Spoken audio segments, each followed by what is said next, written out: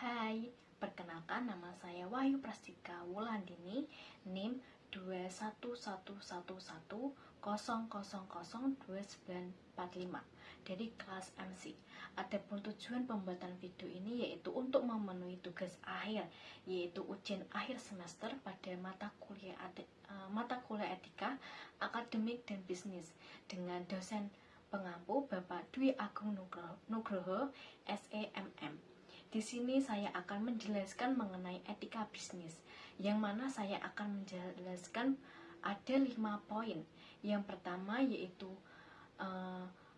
prinsip-prinsip etika bisnis, yang kedua yaitu hubungan etis produsen dan konsumen. Yang ketiga, etika pengambilan keputusan dalam perusahaan. Yang keempat yaitu GCG atau Good Corporate Governance. Dan yang terakhir yaitu Corporate Social Responsibility. Masuk pada poin pertama yaitu poin pembahasan prinsip-prinsip dalam etika bisnis.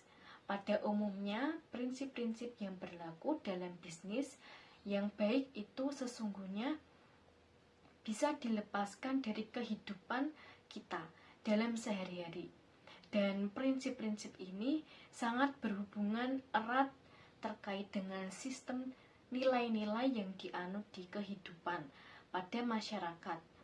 Namun sebagai etika khusus maupun etika terapan, prinsip-prinsip etika ini yang berlaku dalam bisnis sesungguhnya adalah penerapan dari prinsip etika yang pada umumnya secara umum ini dapat dikemukakan beberapa prinsip etika bisnis. Yang pertama yaitu prinsip otonomi. Yang dimaksud dengan prinsip otonomi sendiri yaitu perusahaan secara bebas memiliki kewenangan untuk mengambil keputusan dan bertindak berdasarkan kesadarannya sendiri tentang apa yang dianggapnya baik untuk dilakukan dalam pelaksanaannya sesuai dengan visi dan misi yang dimiliki. Selain itu, adapun menurut ahli yaitu Shoni Heraf pada tahun 1998, otonomi adalah sikap dan kemampuan manusia untuk mengambil keputusan dan bertindak berdasarkan kesadarannya sendiri tentang apa yang dianggapnya baik untuk dilakukan. Orang bisnis yang otonom adalah orang yang sadar sepenuhnya akan apa yang menjadi kewajibannya dalam dunia bisnis.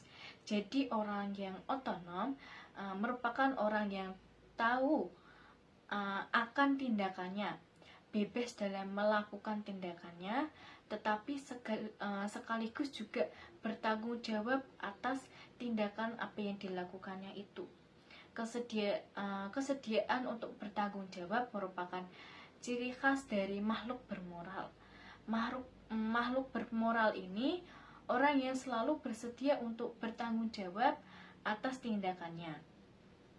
Secara khusus dalam dunia bisnis, tanggung jawab moral yang diharapkan dari setiap pelaku bisnis yang otonom mempunyai dua arah, yakni tanggung jawab terhadap diri sendiri dan tanggung jawab moral yang tertuju kepada semua belah pihak yang terkait berkepentingan atau stakeholders, yaitu konsumen maupun penyalur atau pemasok dan investor atau kreditor yang memiliki relasi-relasi bisnis ini. Persyaratan bagi orang bisnis yang otonom adalah memiliki kebebasan karena merupakan unsur yang hakiki dari prinsip otonomi. Adapun kebebasan yang dimaksud ini di sini antara lain yaitu kebebasan dalam mengambil keputusan atau juga kebebasan dalam bertindak berdasarkan keputusan yang terbaik dalam waktu yang tepat dan dilandasi dengan tanggung jawab juga. Dalam etika kebebasan adalah persyarat utama untuk bertindak secara etis, karena tindakan etis itu sendiri dalam bahasa Indonesia bersumber dari kemauan baik, dari kesadaran pribadi untuk berbuat baik. Kebebasan berbuat baik kepada pelaku bisnis pada skala besar maupun skala kecil untuk ditanya melakukan dalam menuntut hak perintah bekerja dan melakukan pengendalian dari luar atau juga perlakuan yang tidak etis. Secara khusus dalam dunia bisnis, tanggung jawab moral yang diharapkan dari setiap pelaku bisnis yang otonom itu mempunyai dua arah, yaitu yang pertama, yang paling pokok adalah tanggung jawab terhadap diri sendiri. Yang kedua yaitu tanggung jawab moral, juga tertuju kepada semua belah pihak terkait berkepentingan stakeholders. Hal ini itu memperlihatkan bahwa bisnis bukan sekedar asal melakukan bisnis saja, melainkan melakukan bisnis dengan pertimbangan yang sangat matang. Karena etika bisnis ialah aturan yang menegaskan suatu bisnis boleh bertindak dan tidak boleh bertindak pada aturan-aturan tersebut yang bersumber dari aturan tertulis maupun aturan yang tidak tertulis. Contoh dari prinsip otonomi perusahaan ini tidak tergantung pada pihak lain untuk mengambil keputusan, tetapi perusahaan memiliki kekuasaan tertentu yang sesuai dengan visi dan misi yang diambil dan tidak bertentangan dengan pihak lain. Prinsip selanjutnya yaitu prinsip kejujuran. Prinsip kejujuran ini kegiatan bisnis secara umum terdiri dari kegiatan berproduksi dan penjualan, baik dilakukan secara sekaligus atau dilakukan secara terpisah. Dilakukan sekaligus bila perusahaan ini di samping melakukan kegiatan berproduksi atas suatu barang maupun jasa, juga melakukan kegiatan pemasaran atas barang ataupun jasa juga. Di samping itu, perusahaan ada yang hanya melaksanakan kegiatan berproduksi saja atau hanya pemasaran. Berkaitan dengan kegiatan bisnis tersebut, prinsip kejujuran merupakan nilai yang paling mendasar dalam mendukung keberhasilan kinerja perusahaan atau kinerja bisnis ini. Karena kejujuran dalam berbisnis adalah kunci keberhasilan, termasuk untuk bertahan dalam waktu jangka panjang dalam suasana bisnis yang penuh persaingan ketat.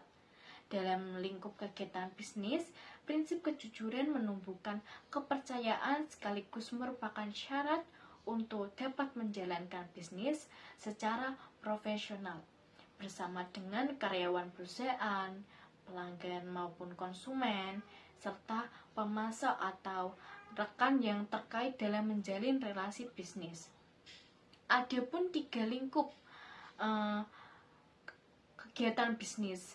Kegiatan bisnis modern yang sadar dan mengakui bahwa kejujuran dalam berbisnis adalah kunci keberhasilan, termasuk untuk bertahan dalam jangka panjang dalam suasana bisnis penuh persaingan yang ketat.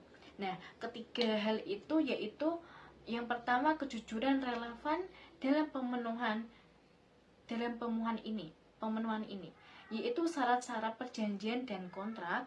Dalam mengikat perjanjian dan kontrak tertentu, semua pihak secara prioritas saling percaya satu sama lain bahwa masing-masing pihak tulus ataupun jujur dalam membuat perjanjian. Dan kontrak itu lebih dari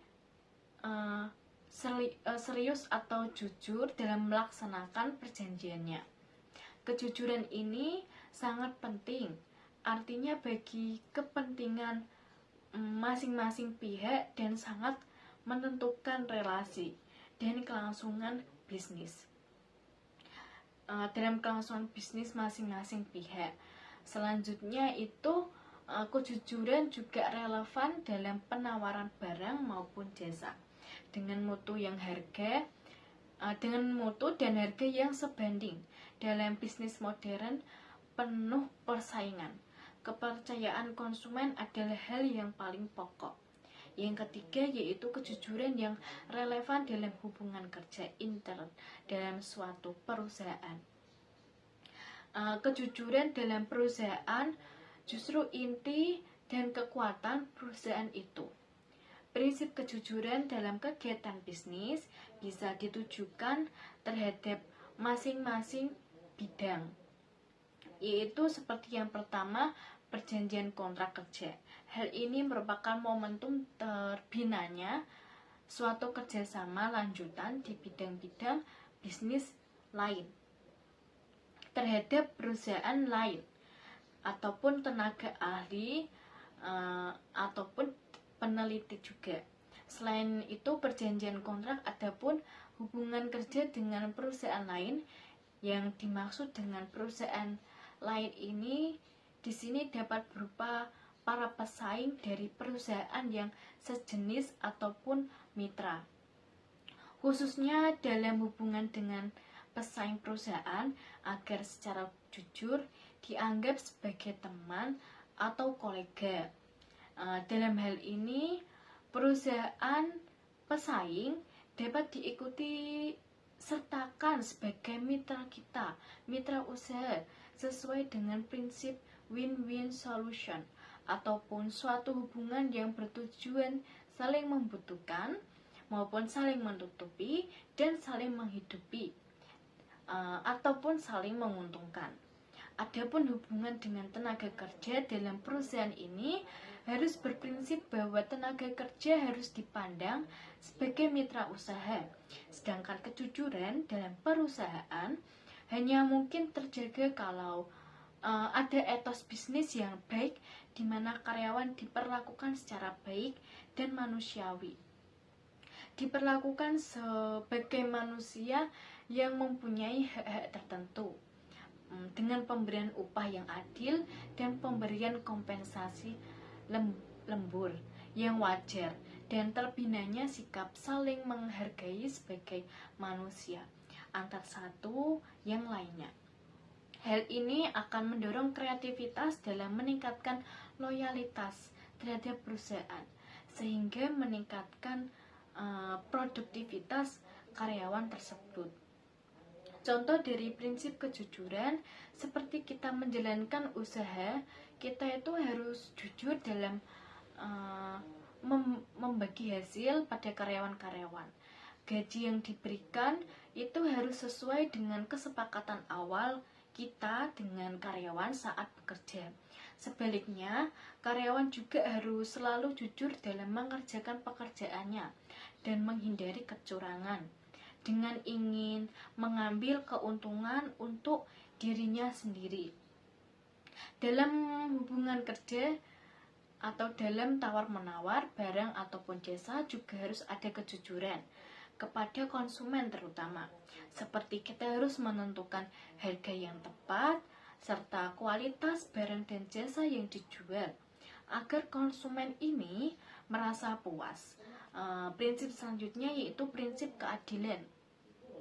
Yang dimaksud dengan keadilan adalah tercapainya keseimbangan antara hak dan kewajiban. Prinsip keadilan menuntut agar setiap orang dalam kegiatan bisnis internal perusahaan maupun relasi eksternal perusahaan perlu diperlakukan sesuai dengan hak dan kewajiban. Keadilan menuntut agar tidak boleh ada pihak yang dirugikan hak dan kepentingannya. Keadilan ini ditujukan kepada stakeholders terkait dengan penetapan yang sudah disepakati bersama, antara lain penetapan harga jual yang layak terhadap konsumen, penetapan harga beli yang layak terhadap pemasok, dan penetapan keuntungan yang wajar terhadap pemilik perusahaan, serta penetapan upah yang layak terhadap karyawan. Prinsip keadilan ini merujuk untuk semua pihak yang terlibat dalam bisnis yang memiliki hak untuk mendapatkan perlakuan yang sama sesuai aturan yang berlaku. Dengan prinsip etika bisnis, semua pihak yang terlibat harus berkontribusi pada keberhasilan bisnis yang dilakukan, baik secara langsung maupun dilakukan secara tidak langsung. Adapun menurut ahli yaitu Sonic Heraf tahun 1998, prinsip keadilan menuntut agar setiap orang diperlakukan secara sama sesuai dengan aturan yang adil dan sesuai dengan kriteria yang rasional, objektif, dan dapat dipertanggungjawabkan. Keadilan menuntut agar tidak boleh ada pihak yang dirugikan hak dan kepentingannya.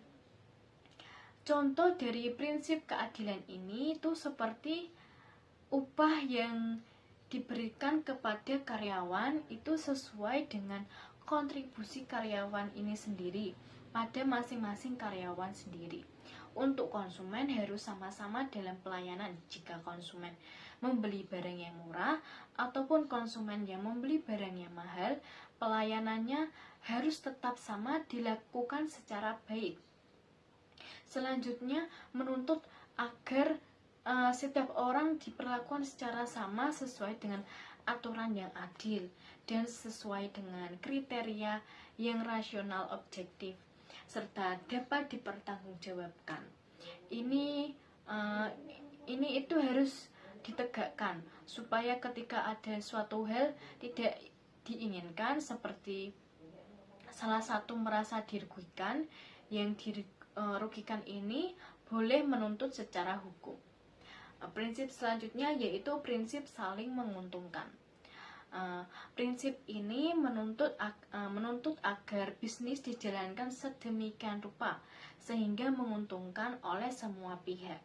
Prinsip ini terutama mengakomodasi hakikat dan tujuan bisnis, karena sebagai produsen ingin mendapatkan keuntungan dan sebagai konsumen ingin mendapatkan barang dan jasa yang memuaskan dalam bentuk harga wajar dan kualitas yang baik dan pelayanan yang baik. Maka bisnis ini dijalankan dengan saling menguntungkan produsen serta menguntungkan konsumen. Dalam bisnis ini yang kompetitif, prinsip ini menuntut agar persaingan bisnis haruslah melahirkan suatu win-win solution. Selain itu, prinsip saling menguntungkan ini berarti bahwa kegiatan bisnis yang dilakukan harus dapat memberikan manfaat bagi semua pihak. Prinsip ini bukan prinsip yang bersyarat seperti semua pihak tidak merasa rugi, tetapi prinsip ini membutuhkan hak untuk manfaat dari kegiatan bisnis, seperti mengakomodasi sifat dan tujuan bisnis. Contohnya itu seperti pada toko pakaian, harus memberikan atau menjual barang yang berkualitas agar konsumen yang membeli dapat menikmati dan mendapatkan manfaat barang ini dengan maksimal. Dan prinsip selanjutnya yaitu prinsip integrasi moral. Prinsip ini terutama dihayati sebagai tuntutan internal dalam diri pelaku bisnis ataupun perusahaan, agar perlu menjalankan bisnis dengan tetap menjaga nama baiknya atau nama baik perusahaan ini. Prinsip ini merupakan tuntutan dan dorongan dari dalam diri pelaku dan perusahaan untuk menjadi yang terbaik dan dibanggakan. Dalam prinsip ini juga menekankan bahwa setiap orang memiliki harkat dan martabat yang harus dihormati. Contohnya itu seperti memberikan pelayanan terbaik bagi pengguna layanan. Nah, itu dia materi dari pembahasan pertama tentang prinsip dan etika bisnis.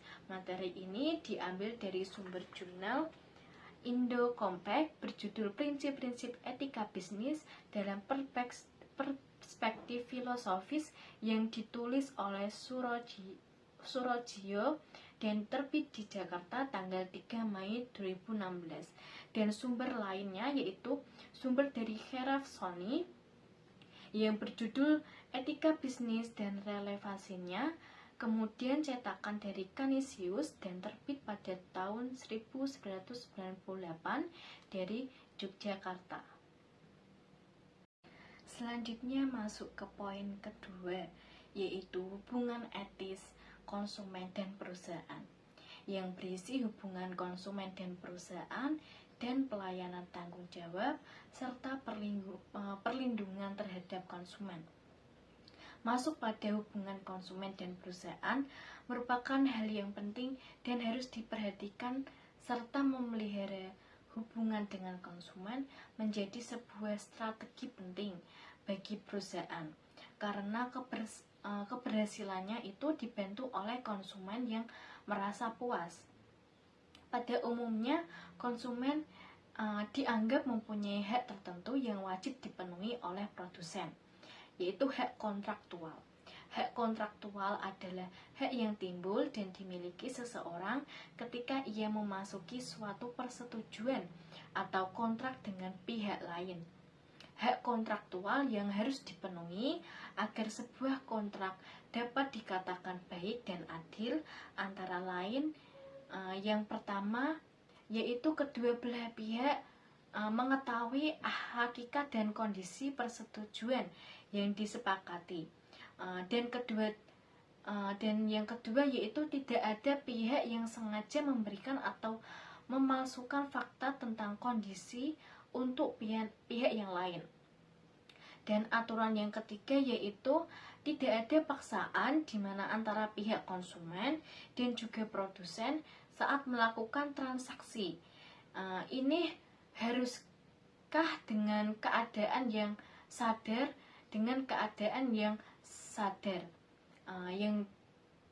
dan juga ikhlas. Yang terakhir yaitu saat kita melakukan transaksi, kita harus mematuhi aturan yang berlaku dan tidak boleh bertentangan dengan moralitas kita sebagai konsumen yang mempunyai hak yang wajib dipenuhi oleh produsen. Di antaranya adalah berhak memilih barang dan jasa yang aman, mendapatkan informasi yang lengkap, dan mendapatkan ganti rugi dari produk maupun jasa yang rusak. Mengapa perusahaan wajib memberikan pelayanan yang bertanggung jawab terhadap konsumennya? Karena jika perusahaan dapat memberikan pelayanan yang baik, ini akan berdampak pada kepuasan konsumen itu. Setelah konsumen pula akan berlanjut terhadap loyalitas pelanggan.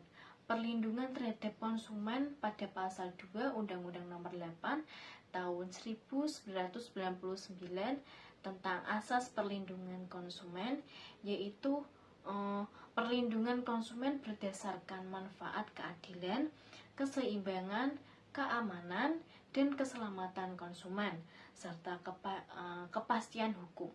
Konsumen merupakan salah satu stakeholder yang penting dalam perusahaan.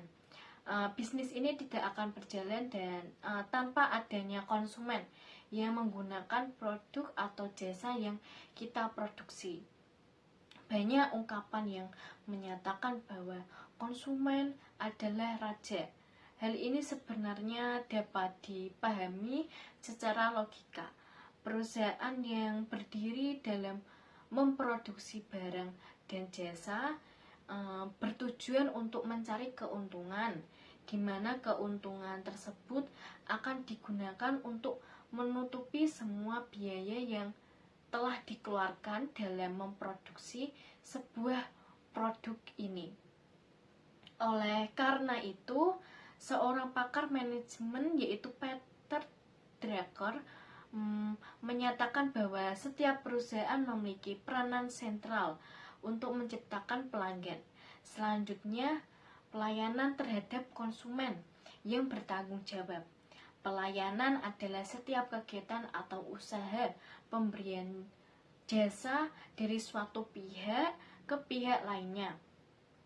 Sedangkan definisi dari tanggung jawab sendiri adalah keadaan wajib menanggung segala sesuatu jika terjadi apa-apa dan boleh dituntut atau diperkarakan.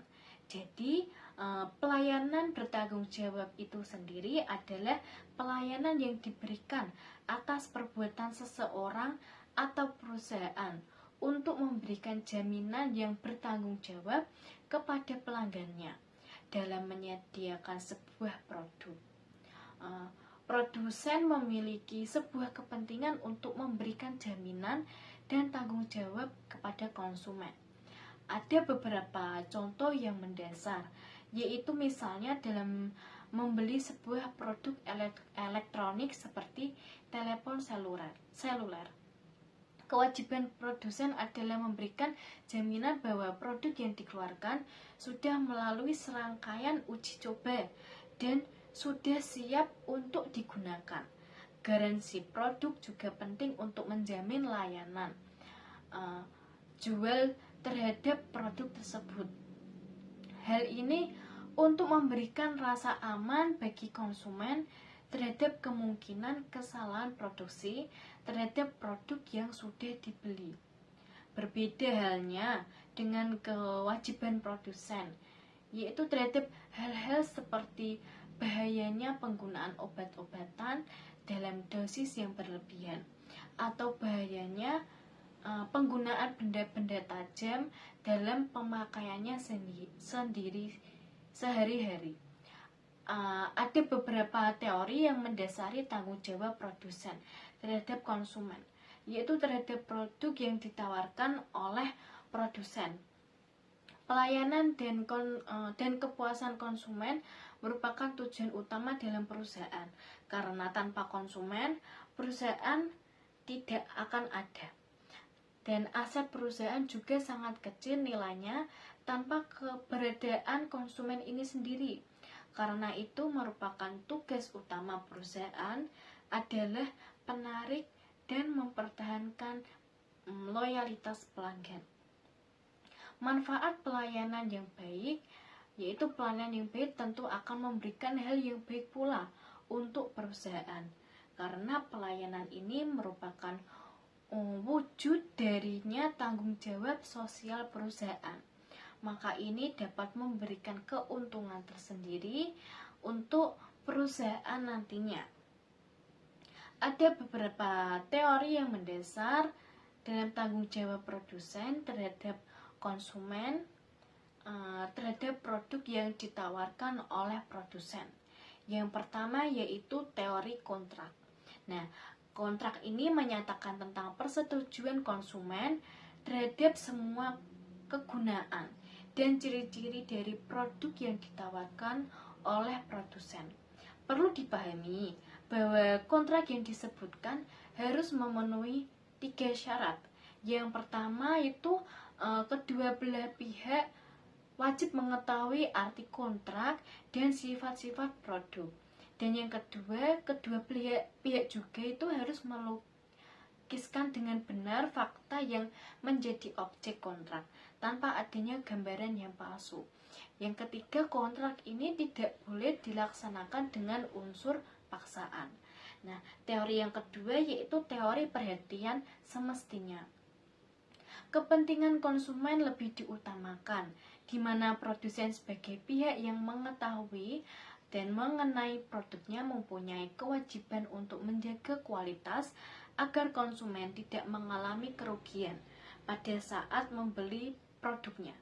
Dalam teori ini tidak hanya kontrak dengan konsumen saja, akan tetapi dari segi kualitas produk dan tanggung jawab produsen menjadi perhatian utama dalam teori ini.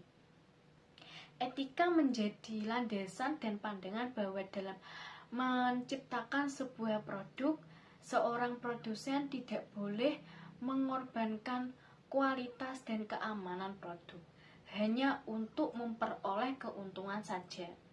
Teori yang selanjutnya yaitu teori biaya. teori biaya sosial, di mana teori ini membebankan semua biaya kerugian terhadap konsumen kepada produsen. Hal ini juga diwajibkan bahkan ketika produsen sudah mengambil semua tindakan yang semestinya dalam merancang serta memproduksi produk bersangkutan atau produsen telah memberitahukan resiko yang berkaitan dengan pemakaian produk. Hak perlindungan terhadap konsumen selanjutnya yaitu perlindungan terhadap konsumen. Masalah perlindungan konsumen semakin menuntut perhatian semua pihak. Salah satu persoalan yang menempatkan konsumen dalam posisi lemah adalah keberadaan perjanjian yang standar. Perjanjian yang secara pihak dibuat oleh pengusaha dan bagi konsumsi tidak ada alternatif untuk mengubah materi perjanjian tersebut. Ada beberapa hal yang perlu diperhatikan dalam hubungan antara produsen dengan konsumen. Yang pertama yaitu hak atas keamanan banyak produk mengandung resiko tertentu untuk konsumen, khususnya resiko untuk kesehatan dan keselamatan. Konsumen ini berhak atas produk yang aman, di mana produk tidak mengalami yang dinamakan cacat produksi, yang bahkan bisa membahayakan konsumen ini yang menggunakan produk tersebut. Yang kedua, hak atas informasi. Konsumen ini berhak mengetahui segala informasi yang relevan mengenai produk yang dibelinya, baik pada bahan baku produksinya dan cara memakainya, dan juga resiko yang bisa ditimbulkan akibat menggunakan produk tersebut. Jika penggunaan media promosi cetak dan iklan untuk menyampaikan informasi tentang produk, maka informasi tersebut haruslah jelas dan tidak berbelit-belit. Selanjutnya, hak untuk memilih. Dalam sistem ekonomi ini, pasar ini bebas di mana kompetisi merupakan unsur yang hakiki. Konsumen berhak untuk memilih antara berbagai produk dan jasa yang ditawarkan. Kualitas dan harga produk bisa berbeda, dan konsumen memiliki hak untuk membandingkannya dan mengambil keputusan untuk membeli. Hak yang keempat itu hak untuk didengarkan konsumen. Konsumen ini memiliki hak untuk menyampaikan pendapatnya mengenai produk yang dia konsumsi atau produk yang dia beli, terutama mengenai keluhannya terhadap produk yang bersangkutan. Hal ini itu juga berarti bahwa konsumen ini memiliki suara untuk menetapkan sejumlah regulasi kepada pemerintah mengenai apa saja yang menjadi keharusan atau aturan yang diterapkan oleh produsen. Hak yang kelima yaitu hak lingkungan hidup melalui produk yang digunakannya. Konsumen memanfaatkan sumber daya alam. Konsumen berhak tahu bahwa produk yang dia gunakan ini tidak memiliki dampak yang berbahaya bagi lingkungan sekitarnya ini, atau yang lebih bisa dikenal dengan produk ramah lingkungan. Selain itu, hak yang dikemukakan di atas ada juga beberapa faktor yang penting yang harus diketahui tentang deskripsi produk, yaitu yang pertama kualitas konsumen. Kualitas konsumen, yaitu konsumen berhak atas produk yang berkualitas karena ia membayar lebih untuk keunggulan tertentu dari suatu produk, dan produsen memiliki kewajiban untuk memberikan secara jelas mengenai rincian kualitas produk yang dipromosikan melalui media cetak dan elektronik. Dan juga konsumen berhak atas kewajaran dari suatu produk yang ditawarkan oleh produsen. Yang kedua yaitu harga. Harga yang adil merupakan sebuah penerapan hasil perhitungan ekonomis yang disesuaikan dengan perhitungan biaya-biaya yang dikeluarkan. untuk menciptakan sebuah produk. Konsumen berhak memilih harga produk yang menurutnya sesuai dengan kemampuan dan kesediaan dia untuk membayar terhadap suatu produk. Dan yang ketiga yaitu pengemasan dan pemberian label. Produk harus dikemas secara menarik dan baik untuk menjaga kualitas dan tampilan produk tersebut. Label sendiri merupakan informasi dari produk yang dibutuhkan oleh konsumen untuk mengetahui apakah produk tersebut memiliki kriteria yang dibutuhkan. Sumber materi yang saya sampaikan ini diambil dari artikel Suseno dan Franz Magnis dan Jesujati, Dwitwandono dan Wahyudi Prakarsa pada tahun 1904 yang berjudul Etika Bisnis Dasar dan Aplikasinya. Kemudian cetakan dari Grasindo dan terbit di Jakarta. Nah, masuk ke poin ketiga yaitu etika pengambilan keputusan dalam perusahaan. Secara umum, pengambilan keputusan adalah upaya untuk menyelesaikan masalah dengan memilih alternatif solusi yang ada. Sebagai ilmu, pengambilan keputusan merupakan suatu aktivitas yang memiliki metode atau cara dan pendekatan tertentu secara sistematis, secara teratur dan terarah. Ada dua jenis atau tipe pengambilan keputusan, yaitu program decision atau prosedur khusus yang dikembangkan untuk menangani masalah rutin dan berulang-ulang. Yang kedua, non-program decision, keputusan yang bersifat baru dan tidak terstruktur yang diperlukan pada situasi permasalahan yang unik dan kompleks. Terdapat dua hal yang membuat sebuah keputusan berkualitas, yaitu kontribusi terhadap peningkatan nilai organisasi dan individual yang disebut konsekuensi. Yang kedua yaitu akurasi antara prediksi dan realisasi yang disebut GAP.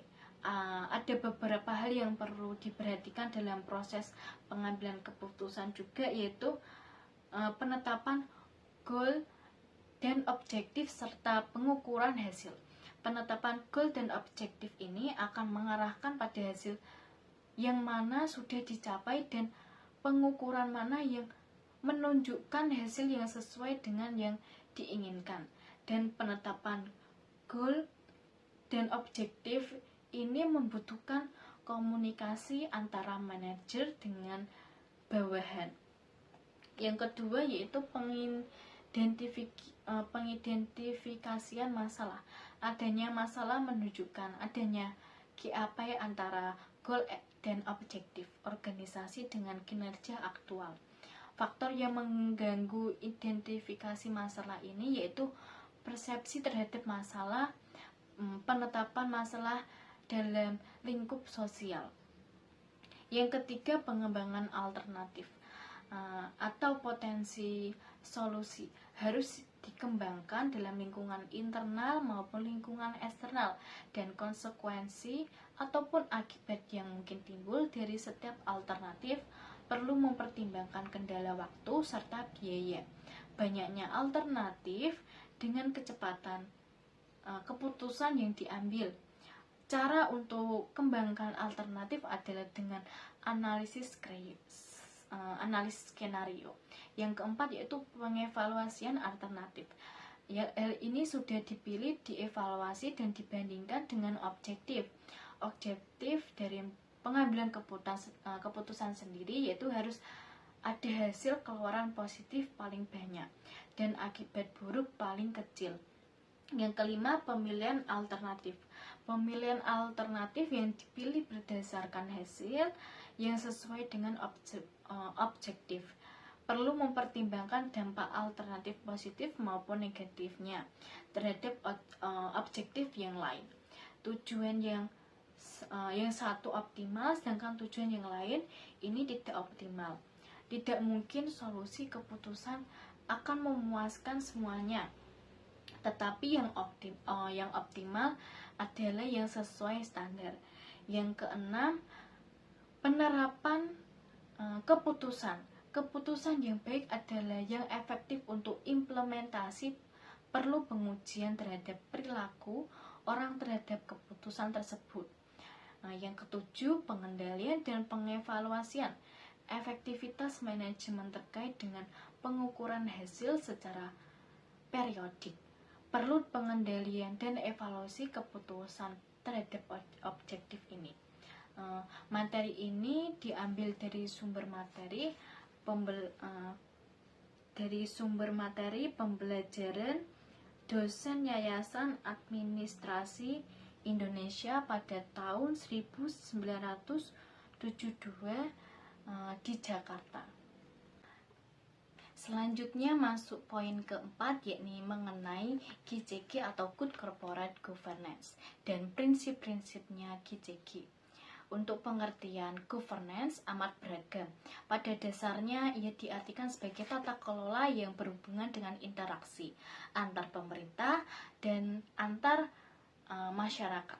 Sedangkan untuk governing berarti semua kegiatan sosial, ekonomi, politik, dan administratif yang dilakukan sebagai upaya untuk mengarahkan dan mengendalikan serta mengawasi dan juga mengelola masyarakat. Istilah Good Corporate Governance atau bisa disebut GCG sering diartikan sebagai tata kelola perusahaan. Penerapan konsep GCG ini ke dalam suatu perusahaan diyakini sudah menjadi suatu keharusan bagi perusahaan-perusahaan modern saat ini. Penerapan GCG berarti bagaimana manajemen perusahaan mengelola perusahaan tersebut secara baik, benar, dan penuh integritas. Karena itu, prinsip GCG ini melingkupi seluruh aspek yang ada di dalam organisasi maupun bisnis dan budaya perusahaan tersebut. Adapun definisi Good Corporate Governance atau GCG dari Canterbury Committee yang berdasar pada teori stakeholder adalah seperangkat aturan yang mengatur hubungan antara pemegang saham, manajer, kreditur, pemerintah, karyawan, atau pihak-pihak lainnya yang berkepentingan baik internal maupun eksternal lainnya yang berkaitan dengan hak-hak dan kewajiban mereka. Prinsip GCG ini merupakan prinsip dalam perusahaan yang diterima secara internasional. Meskipun penerapannya berbeda-beda, tapi di tiap negara-negara tergantung dari penekannya masing-masing. Prinsip GCG ini merupakan kaidah, norma ataupun pedoman yang diperlukan dalam sistem pengelolaan perusahaan yang sehat. Adapun prinsip Good Corporate Governance ini meliputi yang pertama yaitu kewajaran atau awareness. Prinsip kewajaran ini menekankan pada adanya perlakuan dan jaminan hak-hak yang sama kepada pemegang saham minoritas maupun mayoritas, termasuk hak-hak pemegang saham asing serta investor lainnya. Praktik kewajaran juga mencakup adanya sistem hukum dan peraturan serta penegakannya yang jelas dan berlaku bagi semua pihak. Hal ini sangat penting untuk melindungi kepentingan pemegang saham sendiri dari praktik kecurangan yang ada dan praktik-praktik insider trading yang dilakukan oleh agen ataupun manajer. Prinsip kewajaran ini dimaksudkan untuk mengatasi masalah yang timbul dari adanya hubungan kontrak antara pemilik dan manajer. Karena di antara kedua pihak tersebut itu memiliki kepentingan yang berbeda ataupun keadilan dan kesetaraan di dalam memenuhi hak-hak stakeholder yang timbul berdasarkan perjanjian dan peraturan perundang-undangan yang berlaku. Yang kedua yaitu akuntabilitas. Prinsip ini berhubungan dengan adanya sistem yang mengendalikan hubungan antara unit-unit pengawasan yang ada di perusahaan. Akuntabilitas ini dilaksanakan dengan adanya Dewan Komisaris dan Direksi Independen serta komite audit. Akuntabilitas diperlukan sebagai salah satu solusi mengatasi agen problem yang timbul antara pemegang saham dan direksi, serta pengendaliannya oleh komisaris. Praktik-praktik yang diharapkan muncul dalam menerapkan akuntabilitas ini diantara memberdayaan Dewan Komisaris untuk melakukan monitoring ataupun evaluasi dan pengendalian terhadap manajemen. Guna apa? Guna memberikan jaminan perlindungan kepada pemegang saham dan pembatasan kekuasaan yang jelas di jajaran direksi ataupun kesesuaian di dalam pengelolaan perusahaan ini terhadap peraturan perundang-undangan yang berlaku dan prinsip-prinsip korporasi yang sehat. Yang prinsip ketiga yaitu prinsip dasar transparansi. Prinsip ini berhubungan dengan kualitas informasi yang disajikan oleh perusahaan. Kepercayaan investor akan sangat tergantung dengan kualitas informasi yang disampaikan perusahaan.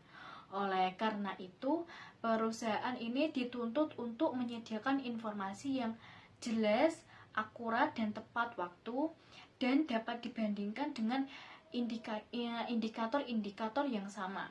Dengan kata lain, prinsip transparansi ini menghendaki adanya keterbukaan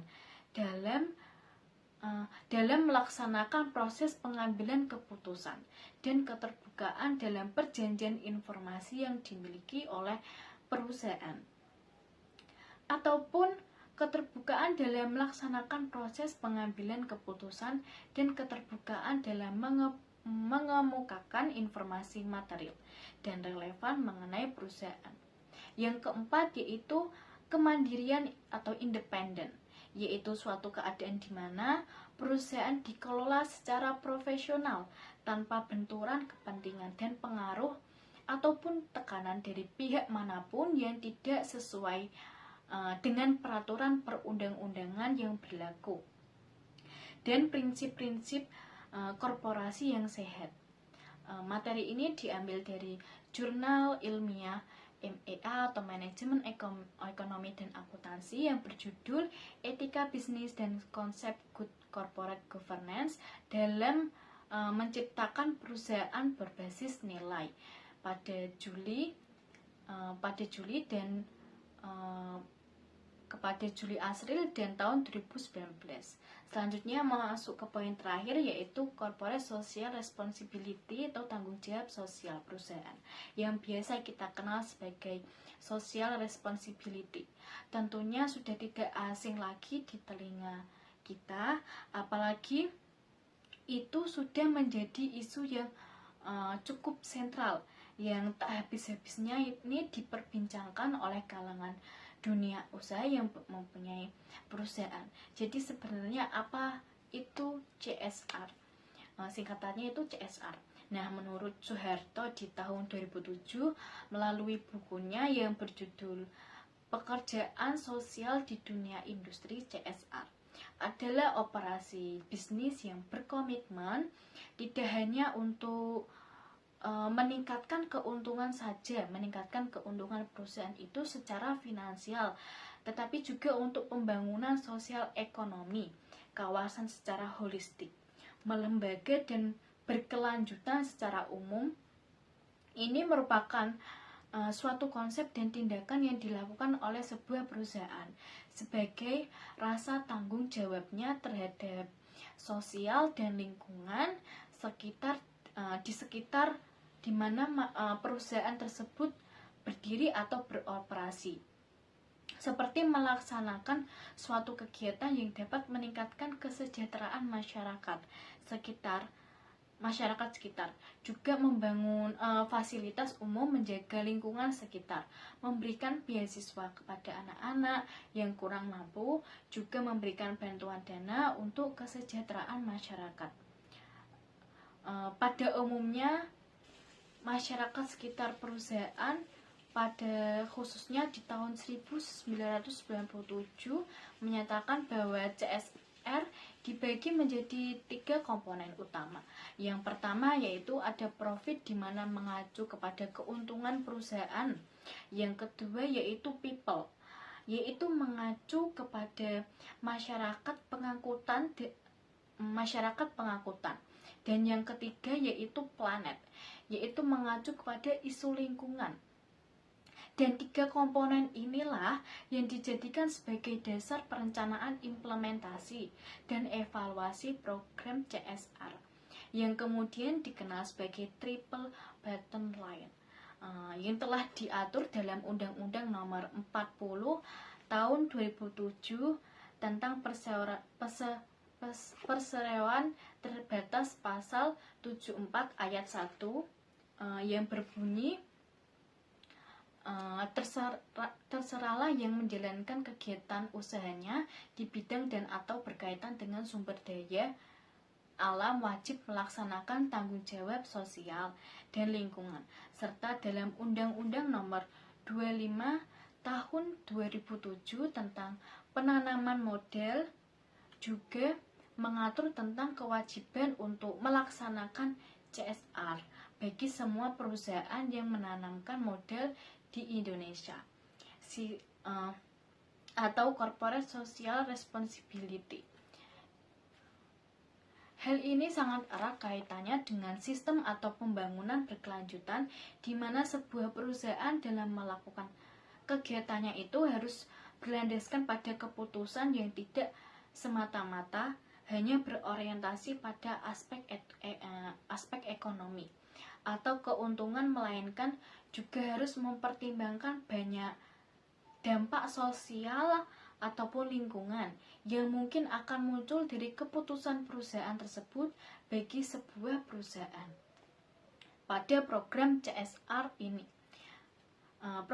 CSR ini adalah investasi jangka panjang yang bermanfaat untuk meminimalisasi resiko sosial, juga berfungsi sebagai sarana untuk meningkatkan citra perusahaan di mata pabrik. Adapun 5 pilar kegiatan yang diterapkan oleh perusahaan, yaitu yang pertama ada pengembangan kapasitas sumber daya manusia di lingkungan internal perusahaan maupun di lingkungan masyarakat sekitarnya. Yang kedua yaitu penguatan ekonomi sekitar kawasan wilayah kerja perusahaan. Dan yang ketiga, terjadinya hubungan relasional antara koperasi dan lingkungan sosialnya. Yang keempat, perbaikan tata kelola perusahaan yang baik.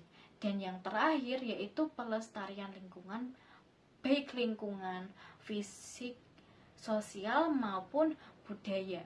Namun pada pelaksanaannya, perusahaan itu memiliki motivasi dan alasan yang bervariasi dalam melakukan praktik dan penguatan, seperti yang diungkapkan oleh Opiat di tahun 1990, yang menyatakan bahwa dalam mengambil keputusan, manajer kalau bertindak atas dasar kepentingan perusahaan atau demi menjaga reputasi manajemen, sehingga kadangkala praktik yang dilakukan oleh perusahaan itu dianggap sebagai upaya manajer untuk menjaga reputasi di hadapan para stakeholders. Adapun kasus kasus corporate social responsibility ini, yaitu pada PT Megasari Makmur di daerah Gunung Putri, Bogor, Jawa Barat. Perjalanan obat nyamuk bermula pada tahun 1906, diproduksi oleh PT Megasari Makmur yang terletak di Bogor, Jawa Barat. Pada PT ini, Megasari Makmur juga memproduksi banyak produk seperti tisu basah, berbagai jenis pengharum ruangan, obat nyamuk seperti HIT, juga mengenalkan dirinya sebagai obat nyamuk yang murah dan lebih tangguh untuk kelasnya. Selain di Indonesia, HIT juga mengekspor produknya ke luar Indonesia. Obat anti nyamuk HIT ini diproduksi oleh PT Megarsari Makmur dan dinyatakan ditarik dari peredaran karena penggunaan zat aktif propoxur dan diklorvos yang dapat mengakibatkan gangguan kesehatan terhadap manusia. Departemen Pertanian ini, dalam hal ini Komisi Pestisida, telah melakukan inspeksi di pabrik HIT ini dan menemukan penggunaan pestisida yang mengganggu kesehatan manusia seperti keracunan terhadap darah, gangguan syaraf, gangguan pernafasan, dan gangguan terhadap sel pada tubuh seperti kanker hati dan kanker lambung. HIT yang promosinya sebagai obat anti nyamuk ampuh dan murah ternyata ini sangat berbahaya karena bukan hanya menggunakan propoxur tetapi juga dia menggunakan glychlorphos atau zat turunan yang sejak puluhan tahun dilarang penggunaannya di dunia obat. Dan obat anti nyamuk ini dinyatakan berbahaya yaitu jenis HIT 2,1A yang jenisnya semprot dan HIT 17L dengan cair bentuknya cair isi ulang. Selain itu, Lembaga Bantuan Hukum Kesehatan melaporkan PT Megarsari ini ke Kepolisian Metropolitan Jakarta Raya pada tanggal 11 Juni 2006. Korbannya yaitu seorang pembantu rumah tangga yang mengalami pusing, mual, dan muntah akibat keracunan dari obat ini setelah menghirup udara yang baru saja disemprotkan dari obat anti nyamuk HIT ini. Dalam penyelesaian kasus ini yang dilakukan pada PT Megarsari ini dan tindakan pemerintah pihak produsen ini menyanggupi untuk menarik semua produk HIT yang telah dipasarkan dan mengajukan izin baru untuk memproduksi produk HIT aerosol baru dengan formula yang telah disempurnakan, bebas dari bahan kimia berbahaya. HIT aerosol ini produk yang terbaru yang telah lolos uji dan mendapatkan izin dari pemerintah. Pada tanggal 8 September 2006, Departemen Pertanian dengan menyatakan produk HIT aerosol baru dapat diproduksi dan digunakan untuk rumah tangga. Sementara itu, pada tanggal 22 September 2006, Departemen Kesehatan juga mengeluarkan izin yang menyetujui pendistribusian produk HIT ini dan penjualannya di seluruh Indonesia. Jadi, kesimpulannya yaitu PT Megarsari ini sudah melakukan perbuatan yang sangat merugikan dengan memasukkan dua zat tersebut yang berbahaya pada produk mereka, yang berdampak buruk pada konsumen yang sudah membelinya, yang menggunakan produk mereka. Salah satu sumber mengatakan bahwa meskipun perusahaan sudah melakukan permintaan maaf dan berjanji menarik produknya, namun permintaan maaf ini hanyalah sebuah klise dan penarikan produk tersebut seperti tidak dilakukan secara sungguh-sungguh karena produk tersebut masih ada di pasaran pelanggan Prinsip etika bisnis yang dilakukan oleh PT Megarsari ini yaitu prinsip kejujuran, yang dimana perusahaan ini tidak memberikan peringatan kepada konsumennya mengenai kandungan yang ada pada produk